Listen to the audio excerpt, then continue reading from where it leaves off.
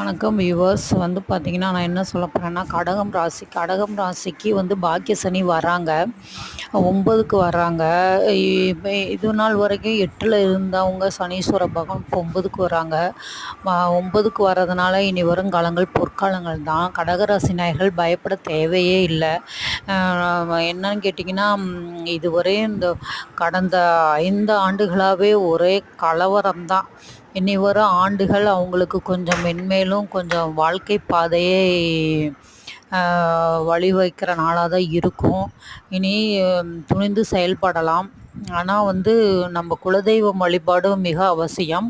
அதோடு குலதெய்வ வழிபாடோடு முருகப்பெருமான் இருக்காங்க பார்த்தீங்களா, அவங்கள வைத்து வழிபடுங்க. எப்பொழுதுமே நம்மளை எந்த தீமையிலுமே அண்டாது.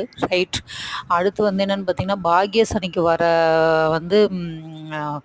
சனீஸ்வர பகவான் என்ன பண்ணுவார்னு பார்த்தீங்களா, இனி பார்த்தீங்கன்னா நம்மளுக்கு பாக்கியங்களை தான் அள்ளித்தர போகிறார். 9ல் வர்றதுனால பார்த்திங்கன்னா எவ்வளவு கஷ்டங்களை நம்மளுக்கு தந்தாரோ இது அவ்வளவுக்கும் பார்த்திங்கன்னா இனிமேல் நல்ல பயன்களை மட்டுமே தந்தருள்வார். அதற்கு பார்த்திங்கன்னா நீங்கள் என்ன பண்ணணும், சனிக்கிழமை தோறும் காகங்களுக்கு சாப்பாடு, எச்சில் படாமல் சாப்பாடு வைக்கலாம். நான் அதை தொடர்ந்து நானே அதை பண்ணி கொண்டு தான் வருகிறேன். நீங்களும் அது மாதிரி செயல்படுத்தி பாருங்கள்.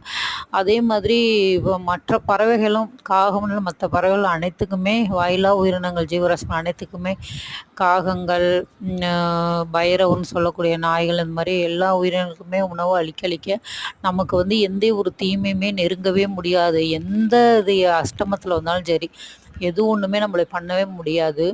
அதே மாதிரி பார்த்திங்கன்னா பாக்கியத்துக்கு வர்றாங்க, 8க்கு வர்றாங்க, பயப்படுமா அப்படின்னு தேவையில்லை. நீங்கள் நம்ம குலதெய்வம் முருகக்கடவுள் வழிபாடு செய்துட்டு வந்தீங்கன்னா எந்த ஒரு தீமையுமே நம்மளை